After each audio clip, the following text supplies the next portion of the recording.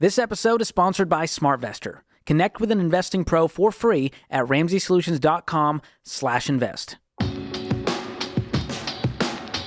You're listening to Ramsey Everyday Millionaires, where we talk investing, retirement, building wealth, and outrageous generosity. Hannah's in Columbia, South Carolina. Hi, Hannah. What's up? Hi, Dave. Hi, Jade. I'm so excited to talk to you guys. You too. How can we help?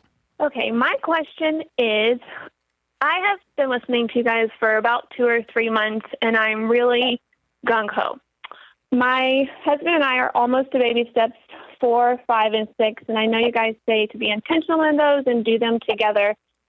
So when you're in those steps, why should my husband and I not put extra money into an investment that has a 12% return instead of paying off our house that has an interest rate of 2.5?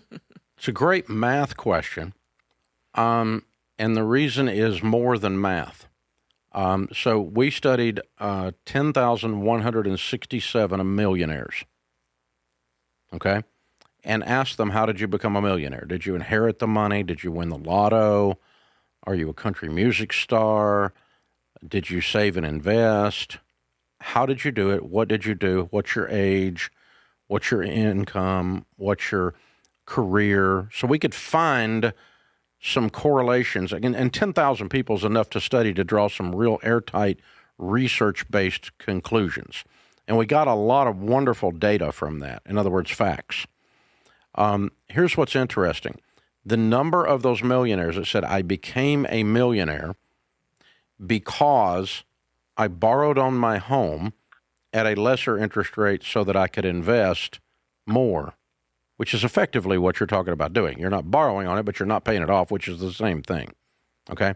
The number of them that said, I delayed paying off my home so that I could invest more, and that's how I became a millionaire.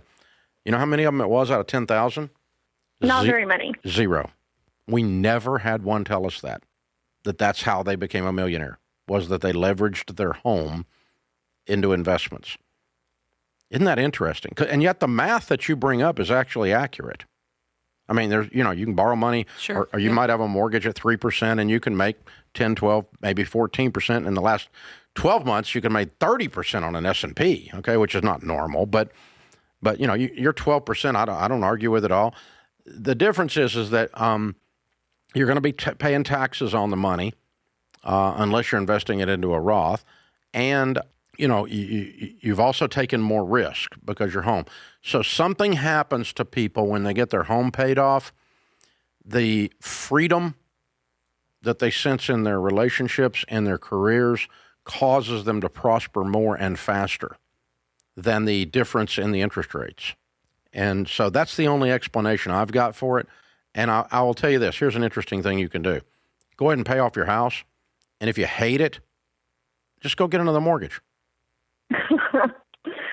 That's where I am. I really want to do that, but I'm also married to an accountant who says he knows the math, and he's explained it to me, and I get it, and I see it. Let me submit to him that he's doing a naive, primitive, incomplete math formula, because his math formula does not include risk, and his math formula does not include taxes.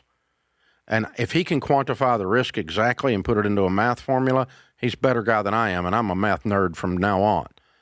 But it is a real risk, because we can all honestly say the more debt you have, the more risk you have. Agreed? Yes. And to not mathematically factor that into his formula makes his formula naive and incomplete. So I don't care if he's an accountant. He's wrong. Right. That's the thing. I mean, now how do you convince him of that? I don't know. That's a different story. You've been convincing him he's wrong since you got married, so maybe you can work on it. Yeah. My biggest question for him would be, what is his ultimate goal, and why are you guys doing this? His ultimate goal is build wealth, and he thinks he's leveraging the money. Right? Am I right? Yes. You are right. Yeah. But I guess my question is it a let's say he says my goal is to have $8 million, right? Is it a time frame? Is it a time frame he's so caught up on, or is there a way that you can present that argument and say, hey, we can still get there. We're just going there in this order, and this is going to give me more peace. Do you see what I'm saying? Yeah, Hannah, he was trained by the same people I was trained by. my finance professor was broke. What's wrong with that picture? A broke finance professor is like a shop teacher with missing fingers. My grandpa was not broke, and he was also an accountant. The reason he was not broke, though, is he avoided debt like the plague because he was a child of the Great Depression. And he had no debt, no debt, no debt, no debt, no way, no debt.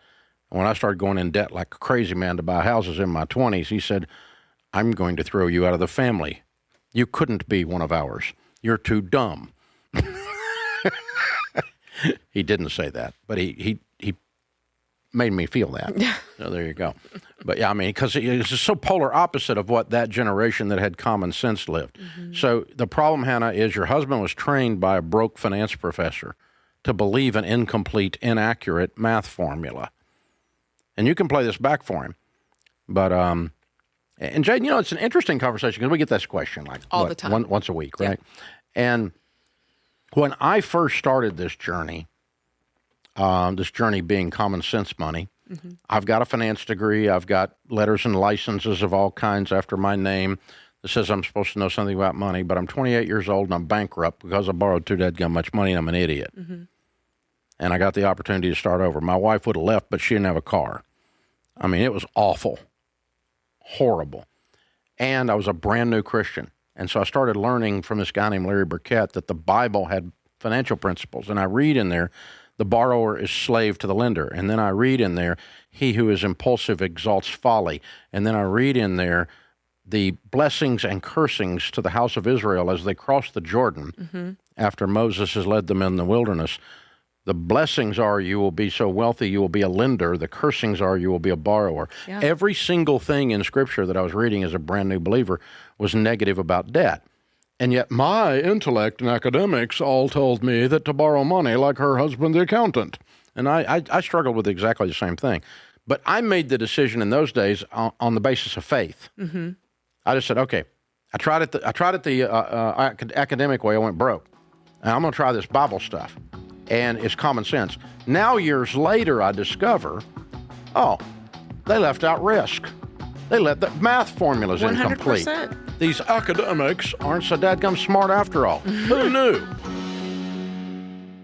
Thanks for tuning in to Ramsey Everyday Millionaires. To learn more about investing, visit RamseySolutions.com/investing or click the link in the show notes. Ramsey Solutions is a paid non-client promoter of participating pros. Learn more at RamseySolutions.com/SmartVestor.